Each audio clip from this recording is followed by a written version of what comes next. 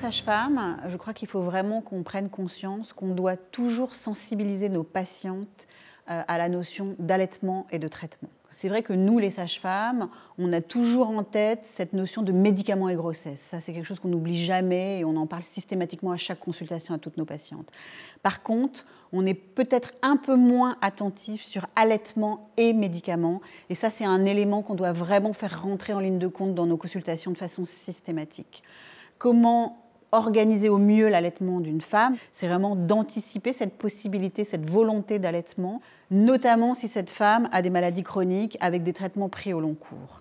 Et il faut qu'elle puisse avoir le temps d'aller consulter le spécialiste qui lui a prescrit les médicaments pour adapter les traitements si nécessaire ou organiser l'allaitement pour que ça puisse se faire le plus sereinement possible.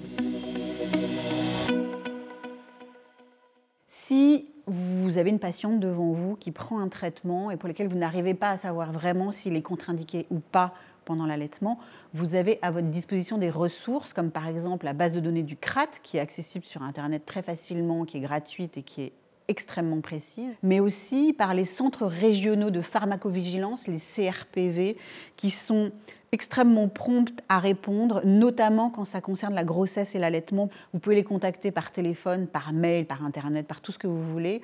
Ils ont en général une réponse très adaptée au cas par cas, très efficiente et rapide, et qui permettront vraiment de rassurer et vous et la patiente pour l'allaitement de son enfant. Il est aussi important de vous sensibiliser sur la déclaration des événements indésirables, que ce soit pendant la grossesse, là c'est un peu plus fait, mais aussi beaucoup pendant l'allaitement. La sage-femme, elle est vraiment au cœur de la famille pendant ces moments-là, elle est dans l'intime des couples et dans l'intime des femmes, et elle a ces informations. Et ces informations, c'est vraiment de son devoir que d'aller les transmettre dans les cas d'événements indésirables, même s'ils ne sont pas majeurs. On a en France la chance d'avoir un réseau de centres régionaux de pharmacovigilance qui sont des institutions qui récupèrent toutes les déclarations d'événements indésirables de tout type, qui les traitent et qui, grâce à ça, font avancer les connaissances sur les risques et en ce qui nous concerne, sur les risques médicaments, grossesse et allaitement. Il y a très peu de données sur allaitement et médicaments en termes d'effets indésirables et je crois que c'est notre devoir à nous, sages-femmes, c'est notre mission de service public que d'aller renseigner ces bases de données d'effets indésirables. Pour ça, vous avez une adresse internet qui s'affiche en bas de l'écran.